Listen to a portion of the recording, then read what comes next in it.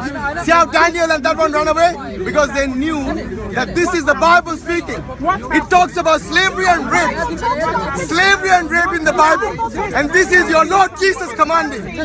This is your Lord Jesus commanding how to enslave the women, how to save the...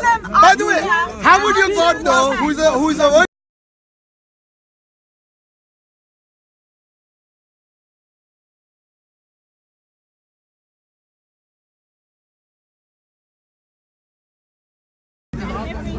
They fought against the Midian as the Lord commanded Moses. Who commanded them? Jesus Christ, the Lord, according to you. I will do what I want. Don't interrupt me now.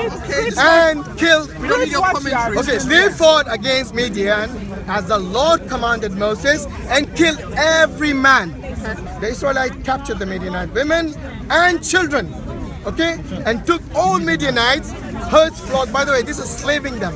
When they took them captives, this is captives. Can you not give us your commentary? Please? I can do what I want. Just read it. If you don't like, you can move off. They burned, and then it goes on to say, they burned all the towns. So they didn't only capture them as slaves, they also burned the towns, which no army in Islam is ordered to do. By the way. Is it really? Yes, it is not. It's against the law of the rules of engagement. Islam, brother. Yes, it is About actually. rape and burning. No, this is the Bible, by the way, not the Quran. Remember, I'm reading the Bible, Daniel. Daniel, I know you don't like Torah, yeah? No, this is. That is acknowledged in the Quran. Oh, by the way, read. This is not the Torah, this is the Old Testament. Read. Okay, just to make clear. And then he says, they took all the plunder and spoils. So this is after the burning the towns. They took the plunder and spoils, including the people and animals. So now, I'll carry on. It says, now kill. This is the Bible speaking. Now kill all the boys and kill every woman who has slept with a man. That means save only the virgins. Now kill all the boys and kill every woman who has slept with a man, but have for yourself every girl who has never slept with a man. Have for yourself means to have slaves, sex slave for yourself. No, it doesn't say the virgin girls. No, it doesn't say that. What else would you do with doesn't say virgins? that. Why are you adding your words? What would you do with virgins? Tell me. doesn't say What that. would you do? What would you do? Running away now, come on. Bring it on, bring it on. You read all of this. And then it doesn't say anything with slave. It doesn't say anything with rape. Really? It doesn't say anything. So who are the captive Show women? me where it says slavery, where it says rape. Who are the captive women? Thinking like a Muslim. Exactly. But this is the Bible I'm reading, not the Quran. This is the Bible. In a Muslim This mentality. is the Bible. It says to kill every man, everyone except the virgins. Why would they want to save the virgins? Tell me. Why does your What God do you do with save the the virgin virgins? women? Why? Have the virgin women for yourself. What would they do with virgin women? Answer. Will you answer the question? Because these guys are afraid. Tell me. Why would they want to save the virgin women for themselves? See how Daniel and that one ran away? Because they knew that this is the Bible speaking. It talks about slavery and rape. Slavery and rape in the Bible. And this is your Lord Jesus commanding. This is your Lord Jesus commanding how to enslave the women, how to save the... By the way, how would your God know who is a virgin? How would your God know who is a virgin? How would Moses' army know who is a virgin?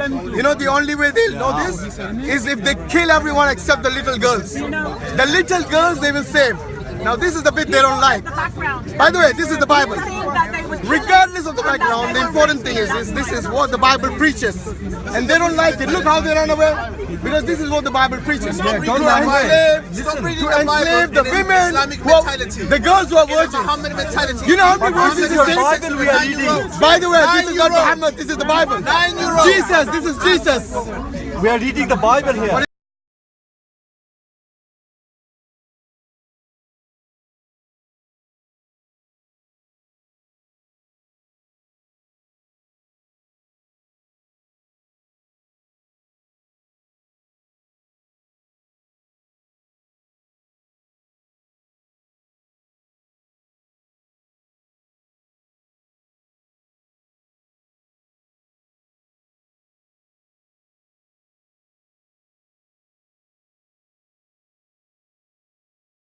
Ooh.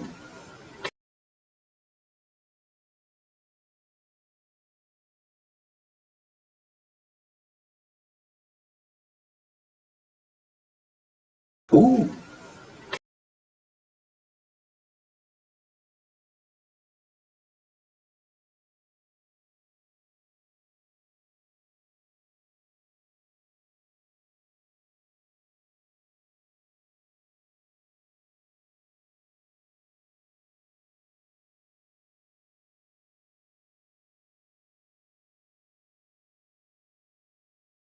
This country was not founded on biblical principles because we don't want a country where we sell our children into slavery, where we offer our daughters to rape mobs, force them to marry their rapists, slaughter them in ritual sacrifice, and beat them to death when they won't cower to authority.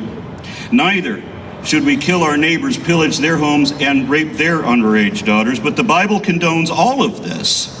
And in some instances it says that those who do these despicable things are favored in the eyes of God.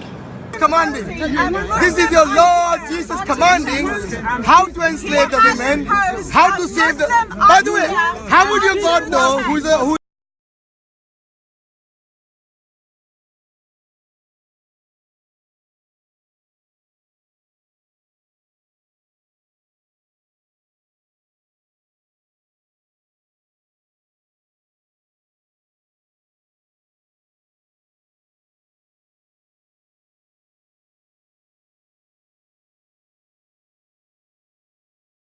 Ooh.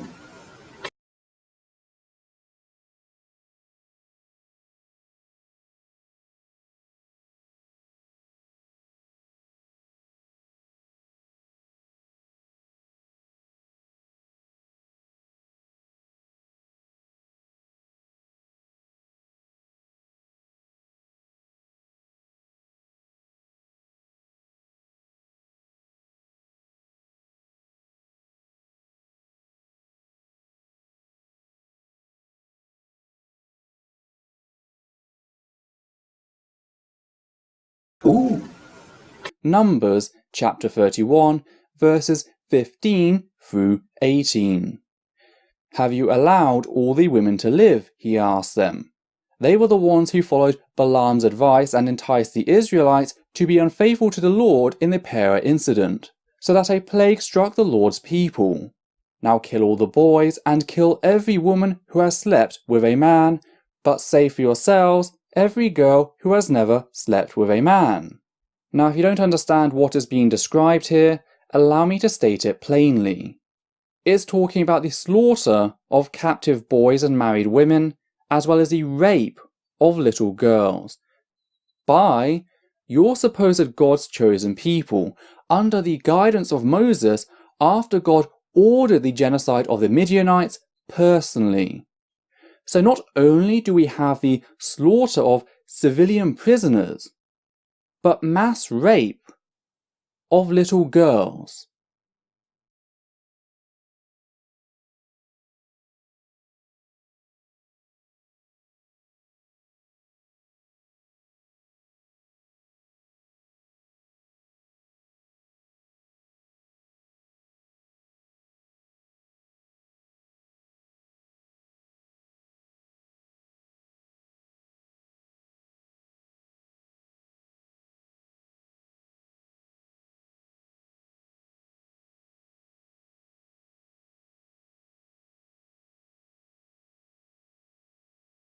I went to the post office to pick up a parcel, and there was a queue. There's always a queue.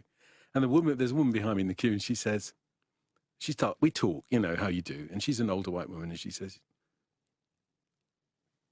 "You're with us now," she says. And she goes on about how the blacks are all right because, you know, we've all been together for a long time in where we live, but it's the Muslims now who are a problem. And it's all spun around a story of her grandson being victimized by Muslim boys in his school, and she feels protective of her grandson.